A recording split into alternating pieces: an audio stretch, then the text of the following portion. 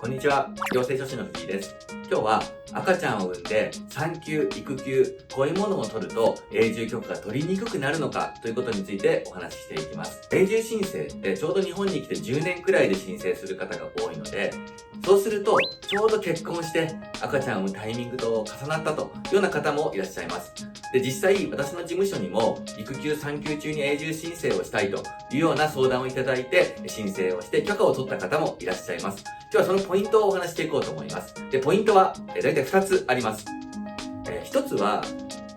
育休産休に入ったと。でも生活は安定してた。つまり収入がちゃんとありましたということを丁寧に証明することです。例えば育休産休に入ると会社からのお給料の代わりに育休手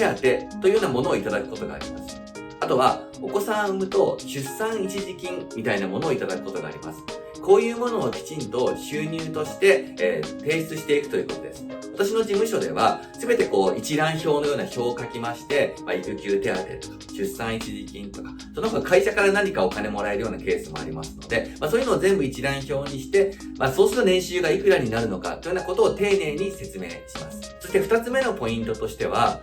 育休をきちんと取っていて、その期間が終われば会社に復帰して、そうするとこのくらいの収入があるというようなことを丁寧に説明していきます。具体的には会社に提出した育休産休の届け出の書類とか、あとは育休産休から復帰したらもう一度働いてほしいというような上司の方からの何か推薦のお手紙とか、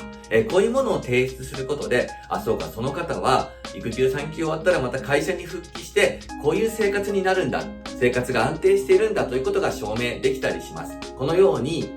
収入のこと、それから復帰後のこと、丁寧に説明することで十分に永住許可を取ることができます。